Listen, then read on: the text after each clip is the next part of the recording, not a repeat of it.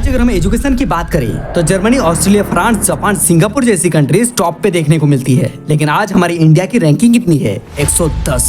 ऐसा क्यों? एक वक्त था जब इंडिया एजुकेशन के मामले में नंबर 1 था और तब विदेश से लोग इंडिया आते थे हायर एजुकेशन के लिए। लेकिन आज इंडिया के लोग अपने बच्चों को हायर एजुकेशन के लिए विदेश भेजते हैं। ऐसा क्यों हुआ? सुन के आश्चर्य लगेगा कि स्विट्जरलैंड की जितनी टोटल पॉपुलेशन है उससे ज्यादा इंडिया इंजीनियर प्रोड्यूस कर देती है। इसके बाद भी रिसर्च और इनोवेशन में स्विट्जरलैंड टॉप पे आता है। आजादी के बाद इंडिया डेवलप तो किया, लेकिन एजुकेशन के मामले में इतना पीछे कैसे रह गया? इंडिया एक ऐसा देश जहां यंगस्टर को अगर proper education, information and implementation दिया जाए तो फिर से इंडिया को सोने की चिड़िया बनने से कोई नहीं रोक सकता। लेकिन क्या करना चाहिए और क्या किया जा रहा है, इस पे आसमान जमीन का फर्क है। आज आपसे कुछ सवाल है। अगर आज के टाइम इंडिया की एजुकेशन सिस्टम इतनी ही अच्छी है तो फिर उन सरकारी स्कूल के टीचर्स अपने बच्चों को उन्हीं स्कूल में क्यों नहीं पढ़ाते हैं? क्यों सारे सेलिब्रिटीज, पॉलिटिशियन, एक्टर्स अपने बच्चों को हायर एजुकेशन के लिए आउट ऑफ कंट्री भेजते हैं? क्यों लॉजिक और इनोवेशन पे सवाल करने वाले रैंचो को इडियट, यूजलेस कहा जाता है और रट्टे मारकर सिस्टम को फॉलो करने वाले चतुर को ब्रिलियंट कहा जाता है? ये है इंडिया का एजुकेशन सिस्टम, इस देश की रीढ़ की हड्डी की सबसे खोखला हिस्सा।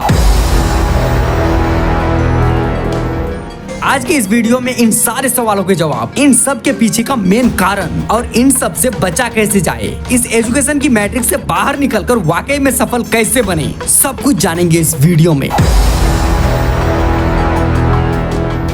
क्या आप जानते हैं एजुकेशन का सिस्टम किसने बनाया था? जाहिर है ब्रिटिश ने। अब जरा सोचो, ब्रिटिश हम इंडियन से आखिर क्या चाहती थी? कि हम इंडियन लीडर्स बने या उनके गुलाम बने? बात को जरा डिटेल्स में समझो। जब ब्रिटिश इंडिया पे राज करने आए थे तब उन्हें इंडियन को कंट्रोल करने के लिए एक बहुत बड़ी मेजर प्रॉब्लम का फेस करना पड़ रहा था, जो थी मैन पावर की कमी। दिमाग चलाने वाला मैन पावर की नहीं, बल्कि दिमाग को कम्प्लीटली बंद करके बस इशारों पे चलने वाला मैन पावर। क्योंकि दिमाग चलाने वाले तो वो लाए ही थे, बस उन्हें इशारों पे चलने वाला चाहिए था, जो सवाल ना पूछे, चुपचाप फॉलो करते जाए।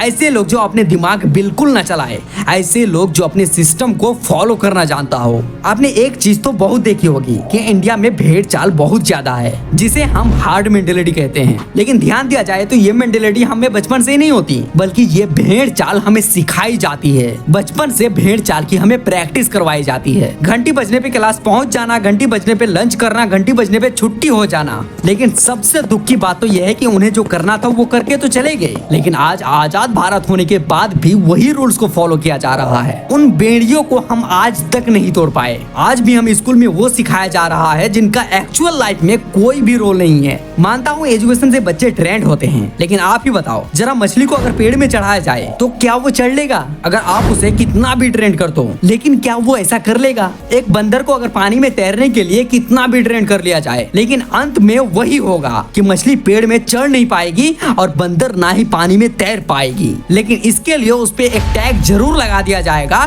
कि उससे कुछ नहीं होगा, वो अपने लाइफ में कुछ नहीं कर पाएगा। और यही चीजें हमें स्कूल में सिखाई जा रही है। तो आप ही बताओ, क्या ये चीजें सही है? अगर किसी कंपनी के सीईओ को बोला जाए कि उसे उस कंपनी के हर एक डिपार्टमेंट में अलग अलग इंटरव्यू देना होगा उन्हें अपनी हायरिंग के लिए, तो चांसेस बहुत ज्यादा होगा कि वो सीईओ हर एक इंटरव्यू क्लियर नहीं कर पाएगा। लेकिन फिर भी वो इतने बड़ी कंपनी को रन कर रहा है क्योंकि उस सीईओ को वो स्किल आती है जो कंपनी चलाने के लिए बहुत जरूरी है।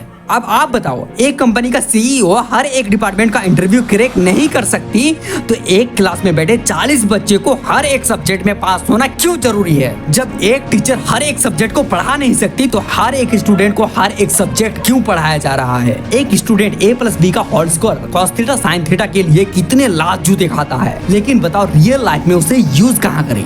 स्टूडेंट को बचपन से सिखाया जाता है कि जितना पढ़ोगे उतना आगे बढ़ोगे, यानी कि स्कूल के मार्क्स ही तुम्हारे कैरियर डिसाइड करेगा। और यही से शुरुआत होती है भेड़ चाल वाली लाइफ। स्टूडेंट बिना अपना दिमाग चलाए बस किसी तरह रट्टे मार मार के एग्जाम को क्लियर करने का माइंडसेट बना लेते हैं। और अगर एग्जाम में किसी तरह 90% से कम मार्क्स आ गया तो वो नालायक है, वो कुछ नहीं कर सकता है अपने लाइफ में।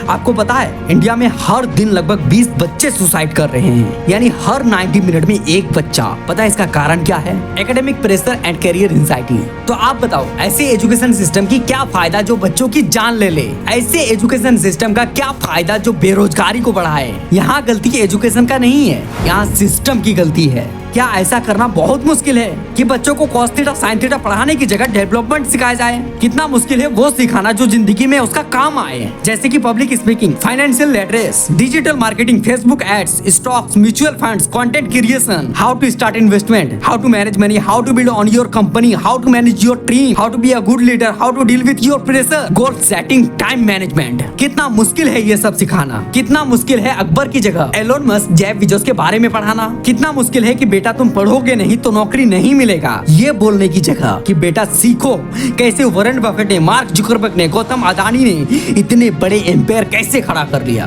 एट द एंड अगर हमें पैसा ही कमानी है तो स्कूल कॉलेज में पैसे के बारे में क्यों नहीं पढ़ाया जाता? क्यों नहीं सिखाया जाता कि पैसा बनता कैसे है, इसे ग्रो कैसे किया जाता है, पैसों से ही पैसा कैसे कमाया जाए? दुनिया पिछले 10 साल में जितनी तेजी से बढ़ रही है उतनी पिछले 100 साल में भी नहीं बढ़ी होगी। आज पैसे कमाने के, रईस बनने के हजारों तरीके मौजूद है, लेकिन इन सबको सिखाएगा कौन? आज भी 12th में अच्छे मार्क्स से पास किया हुआ स्टूडेंट में वो नॉलेज नहीं होती है जो रियल लाइफ में उसे चाहिए। तो ऐसे में रियल लाइफ में फेल होना तो तय है। अगर आप सोच रहे हो कि आखिर हमें क्या करना चाहिए, क्या हमें स्कूल कॉलेज नहीं जाना चाहिए, क्या हमें पढ़ाई छोड़ देनी चाहिए, और तो और हमें अब करना क्या चाहिए? देखो, मैंने पूरे वीडियो में एजुकेशन को गलत नहीं कहा, मैंने एजुकेशन के सिस्टम को गलत कहा। एजुकेशन तो लाइफ का सबसे इम्पोर्टेंट पार्ट है, क्योंकि जब तक देश शिक्षित नहीं होगा तब तक देश की विकास के सपने देखना छोड़ दो। इसलिए अगर आप पेरेंट्स हो तो अपने बच्चों को स्कूल जरूर भेजे, लेकिन सिर्फ मार्क्स के लिए नहीं बल्कि सीखने के लिए। और अपने बच्चों को समझने की पूरी कोशिश करें कि आखिर इसका सबसे ज्यादा इंटरेस्ट किसमें है, क्योंकि डॉक्टर, इंजीनियर और सरकारी नौकरी के अलावा बहुत कुछ है लाइफ में सफल होने के लिए। अब जमाना बदल गया है। आप जिन भी कोर्सेज के लिए कोचिंग सेंटर्स को कई लाखों दिया करते थे और अपने लाइफ के कीमती 4 से 5 साल को भी दे दिया करते थे, लेकिन फिर भी कुछ सीख कर नहीं आते थे। लेकिन अब उससे भी कई अच्छी अच्छी स्किल सीख सकते हो, वो भी बहुत ही कम फीस में या तो फ्री में ही। अब आपके हाथ में एक स्मार्टफोन है, लेकिन अब भी अगर आप अपने परफेक्ट कैरियर के लिए सिर्फ स्कूल और कॉलेज पे डिपेंड रहोगे तो ये आपकी सबसे बड़ी मूर्खता होगी, क्योंकि आप इसी स्मार्टफोन से अपने लाइफ को स्मार्ट बना सकते हैं। अपने लिए अपने चॉइस के अकॉर्डिंग परफेक्ट कैरियर चूज कर सकते हैं। कुछ भी जानना हो डायरेक्ट चैट जीपीटी या गूगल से सवाल कर सकते हैं। इस पे सवाल करने से कोई तुम्हें रैंचो की तरह इडियट या यूजलेस नहीं कहेगा। सर्च करो कि आने वाले सालों में कौन सा कैरियर टॉप पे रहने वाली है। इन सब में अपनी पकड़ बनाओ। जमाना डिजिटल हो रहा है तो खुद को भी डिजिटल बनाओ। अगर आपने यहाँ तक देख लिया हो तो अपने खास दोस्त को शेयर जरूर कर दे और पेरेंट्स को भी शेयर करे, उन्हें भी दिखाए। और वीडियो अगर पसंद आई हो तो एक लाइक करके चैनल को सब्सक्राइब जरूर कर ले, क्योंकि आगे भी मैं इससे बेहतर वीडियो लाता रहूंगा। मैं मिलता हूँ आपसे अगले वीडियो में, तब तक के लिए जय हिंद, जय भारत।